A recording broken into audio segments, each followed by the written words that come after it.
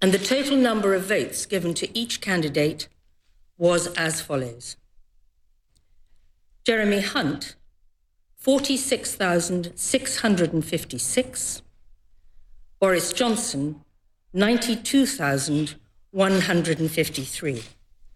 And therefore I give notice that Boris Johnson is elected as the leader of the Conservative and Unionist Party.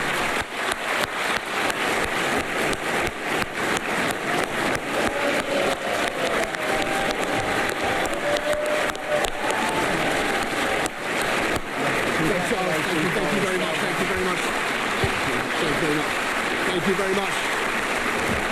Well, thank you very much. Good morning, everybody. Thank you. Thank you, everybody. Thank you, Cheryl.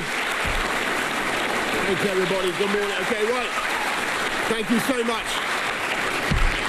Thank you, Cheryl. Thank you, Charles. Thank you very much, Brandon, for a fantastic, well-organised campaign. I think it did a lot of credit, as Brandon has just said, to our party, to our values and to our ideals. But I want to begin by thanking my opponent, Jeremy, by common consent, an absolutely formidable campaigner and a great leader and a great politician. Jeremy, in the course of 20 hustings, 20 hustings or hustings-style events, it was more than 3,000 miles, by the way, it was about 7,000 miles that we did crisscrossing the country. You've been friendly, you've been good-natured, you've been a font of excellent ideas, all of which I propose to steal forthwith.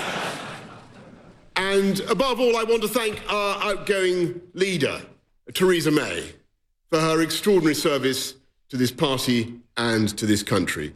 It was a privilege.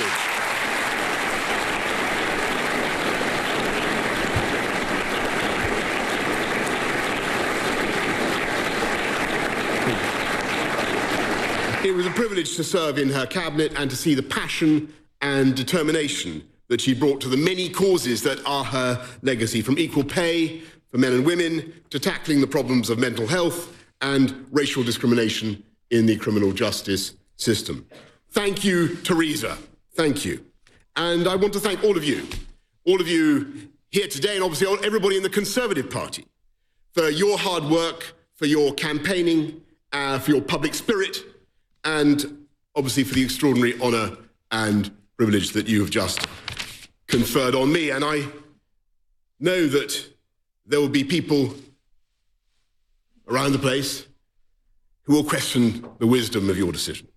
And there may even be some people here who still wonder quite what they have done. And I would just point out to you that, of course, no one party, no one person has a monopoly of wisdom. But if you look at the history of the last 200 years of this party's existence, you will see that it is we Conservatives who have had the best insights, I think, into human nature, and in the best insights into how to manage the jostling sets of instincts in the human heart. And time and again, it is to us that the people of this country have turned to get that balance right between the instincts to own your own house, your own home, to earn and spend your own money, to look after your own family, good instincts, proper instincts, noble instincts, and the equally noble instinct to share and to give everyone a fair chance in life, and to look after the poorest and the neediest, and to build a great society. And on the whole, in the last 200 years, it is we Conservatives who have understood best how to encourage those instincts to work together in harmony to promote the good of the whole country.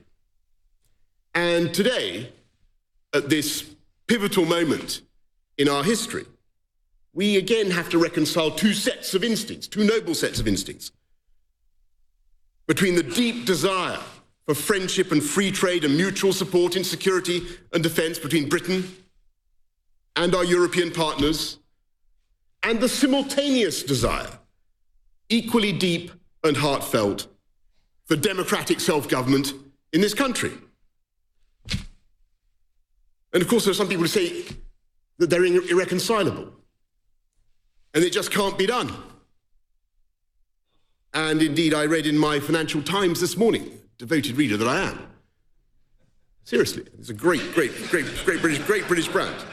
I read in my Financial Times this morning that no incoming leader has ever faced such a daunting set of circumstances, it said. Well, I look at you this morning and I ask myself, do you look daunted? Do you feel daunted? I don't think you look remotely daunted to me. And I think that we know that we can do it and that the people of this country are trusting in us to do it, and we know that we will do it. And we know the mantra of the campaign that has just gone by. In case you've forgotten it, you probably have. It's always a couple of... It is deliver Brexit, unite the country and defeat Jeremy Corbyn. And that is what we're going to do. We're going to defeat Jeremy Corbyn.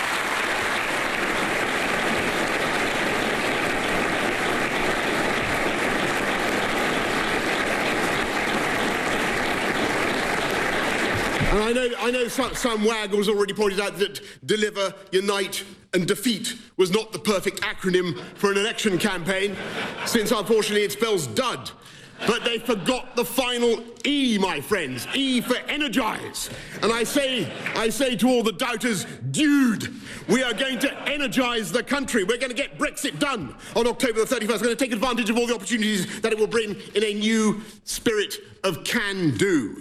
And we are once again going to believe in ourselves and what we can achieve. And like some slumbering giant, we are going to rise and ping off the guy ropes of self-doubt and negativity with better education, better infrastructure, more police, fantastic full-fibre broadband sprouting in every household. We are going to unite this amazing country and we are going to take it forward. And I thank you all very much for the incredible honour that you have just done me. I will work flat out from now on with my team that I will build, I hope, in the next few days to repay your confidence. But in the meantime, the campaign is over and the work begins. Thank you all very much.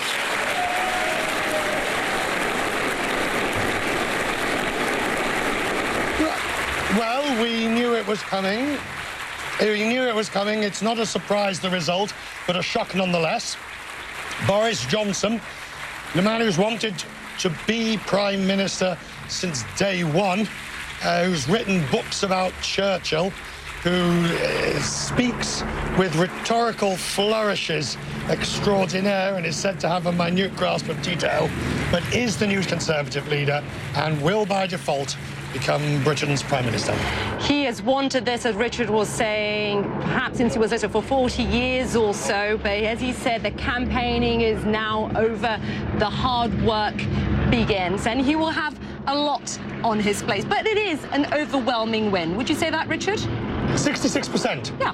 66%. Bianca Nobilo is with me.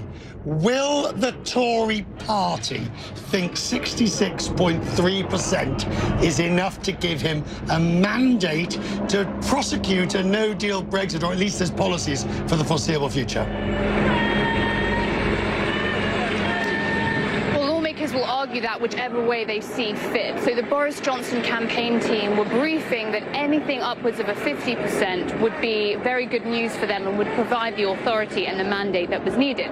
They were likely being a little bit conservative. So this 66% is a resounding victory for Boris Johnson, and it's what his campaign thought was needed in order for him to have any semblance of authority now going ahead, because he needs to make big decisions when it comes to reshuffling the cabinet, changing the direction of travel on Brexit. And Boris Johnson also wants to prove that he's more than just the solution to Brexit. He's got a whole other agenda for the United Kingdom which he wants to implement. So this kind of result will be substantial and weighty enough for him to proceed, as was expected, with this huge majority of the Conservative Party members, and move forward now into his premiership tomorrow. Okay, Bianca, we're waiting to see the Prime Minister, I was going to say designate, but it's not, yes. we don't really have that. Well, Sir Peter Westmacott's with us. What does one call Boris in this interregnum? We don't have to be leader of the Conservative Conservative Party? What? Typical of you to start with a really tough question.